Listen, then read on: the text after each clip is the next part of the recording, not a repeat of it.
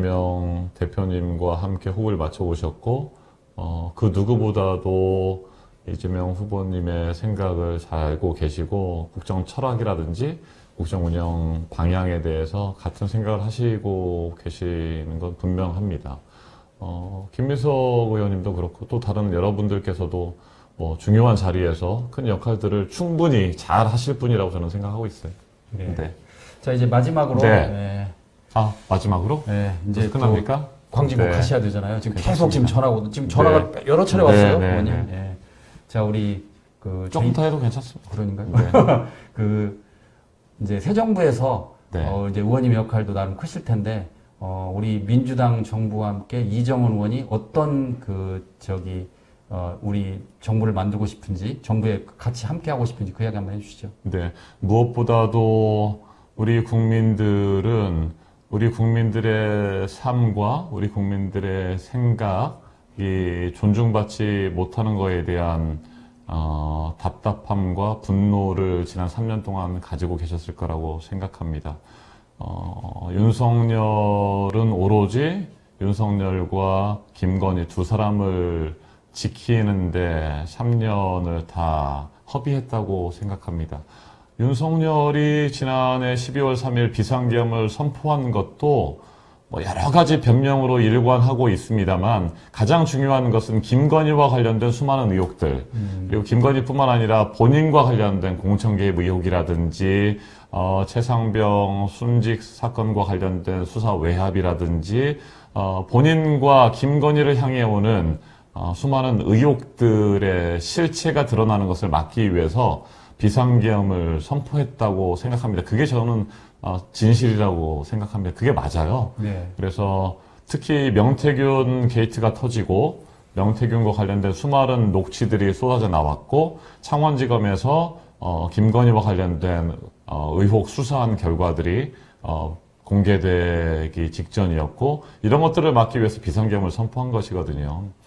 그런 것들을 통해서 본인과 김건희를 위한 나라를 3년 동안 만들어 버렸고 그 과정에서 우리 국민들의 민생과 경제는 정말 바닥으로 떨어졌고 우리 국가의 신뢰도나 국격은 정말 땅에 떨어지지 않았습니까? 민주주의고 헌정질서도 무너졌고요. 그런 부분들이 너무나 안타깝기 때문에 진짜 우리 국민이 주인 되는 대한민국을 만들어야 된다고 생각합니다. 이번 대선 과정에서도 뭐 좌파냐, 우파냐, 뭐 진보냐, 보수냐, 파랑이냐, 빨강이냐, 뭐 이런 것 가지고 문제를 삼으려고 하고 갈라치기를 하려고 하는 세력들이 있었습니다만, 이재명 후보님께서 선거운동 과정에서도 여러 차례 말씀하셨고, 그 전에 당대표를 하실 때도 말씀을 하셨죠. 흑묘, 백묘, 쥐를 잘 잡으면, 되는 것이지, 이게 검은 고양이인지 흰 고양이인지는 중요하지 않다라고 하는, 그게 이제 실용주의 아니겠습니까? 그런 실용주의. 무엇보다도 우리 국민의 삶을 되살리기 위해서 꼭 필요하고 효율적이라고 판단될 만한 정책이라고 한다면 뭐든지 해야 된다고 생각합니다. 그래서 당장 우리가 만들어야 할 대한민국은 우리 국민들의 삶이 가장 존중받고 우리 국민들의 목소리가 국정에 적극적으로 반영될 수 있는 그런 나라를 만드는 것이고 무엇보다도 정치의 가장 큰 책임은 국민들의 삶을 잘 챙기는 것 아니겠습니까?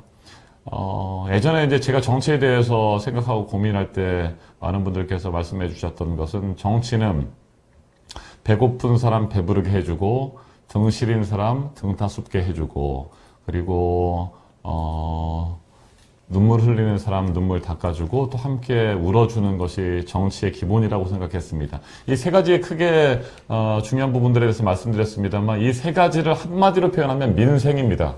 예. 민생, 우리 국민들의 삶을 챙기는 것이 정치라는 것이죠. 그래서 본인들의 사리사욕이라든지 본인들의 이권이라든지 아니면 본인들의 수많은 의혹들을 덮기 위해서 이 나라를 운영하는 것이 아니라 우리 국민들의 삶, 우리 국민들의 민생을 먼저 살피는 것이 제일 중요하다. 그래서 민주정부 4기에서 수많은 개혁 과제들을 동시에 추진해 나가겠습니다만 무엇보다도 우리 국민들의 삶을 챙기는 것이 저는 가장 중요하다고 생각하고 이재명 후보님이나 더불어민주당은 거기에 집중할 생각입니다. 그래서 우리 국민들이 정말 미래에 대한 꿈과 희망을 가지고 살 수 있는 대한민국 만들어야 되고요. 우리 국민이 주인 되는 대한민국 만들어야 될 것이고요. 무엇보다도 정말 열심히 땀 흘려 일하면 그 일한 만큼 정당한 대우를 받고 또 보상을 받고 보람을 느낄 수 있는 나라를 만드는 것이 저는 중요하다고 생각합니다. 예전에 손학규 전 대표께서 대선에 출마하셨을 때 저녁에 있는 삶을 말씀하셨잖아요. 예.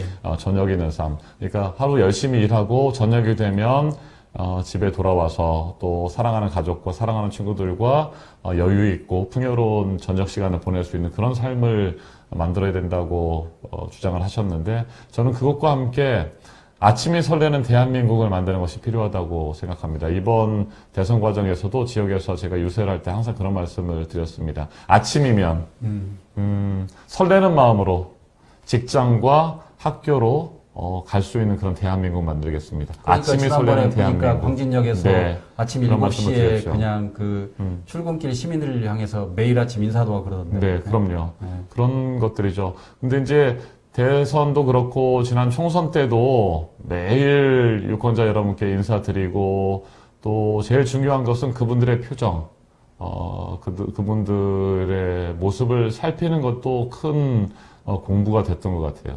예. 하나같이 지난 총선 때도 작년에 굉장히 어둡고 무거운 어깨, 그 다음에 힘들어하는 그런 표정들. 퇴근하실 때도 뭐 저녁에도 2-3시간씩 퇴근 인사도 드리고 그러니까 아침에도 굉장히 무거운 어깨를 이끌고 그 직장으로 학교로 가는 우리 시민들의 모습을 봤고 또 퇴근할 때 지쳐서 힘들어서 그냥 고개 푹 숙이고 그냥 스마트폰이나 이렇게 쳐다보면서 인사를 드려도 고개도 들지 않고 그렇게 네. 힘겹게 한 발 한 발 오르시는 모습을 보면 너무나 마음이 아팠거든요. 다만 작년과 올해는 분명히 분위기가 좀 차이가 있었습니다. 작년에는 정말 절망적이었던 것 같고요. 그런 절망의 연속이었다고 한다면 이번 대통령 선거 때 출퇴근 인사를 드릴 때 보면 그래도 기대감, 희망 이런 모습들도 많이 발견할 수 있었습니다. 이제 윤석열 정부 3년의 긴 터널의 끝이 보인다?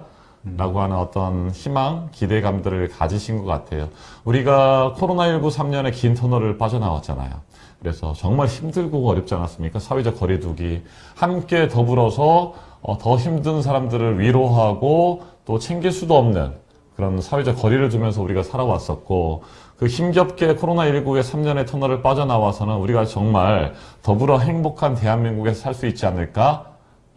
라는 생각을 해왔잖아요. 우리가 K-방역 또 코로나19도 문재인 정부 시절에 슬기롭게 잘 극복해왔고 그래서 대한민국이 더 발전하고 또 더 더불어 행복한 세상이 올 거라고 생각했는데 3년 전에 윤석열 단 한 사람 뽑아서 더 길었고 더 어두웠고 더 참담한 그런 3년의 윤석열 터널을 저희는 지나왔다고 생각합니다.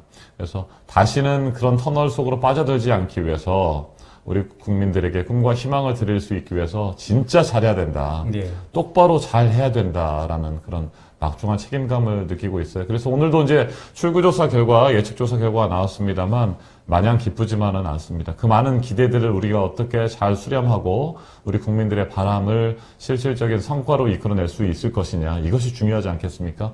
그동안에는 저희가 야당으로서 집권 여당과 윤석열 정권을 비판하고 끊임없이 견제하는 역할들을 해왔지만 이제는 저희가 수권 정당으로서 정부 여당으로서 또 집권하는 민주정부로서는 진짜 잘 해야 되는 것이거든요. 그래서 정말 국민만 바라보고 우리 역사의 발전을 위해서 똑바로 하지 않으면 안 되겠다라고 하는 무거운 책임감을 더 느끼게 되는 순간입니다. 지금 이 순간이. 그리고 이제 뭐 10시도 안 됐잖아요. 예.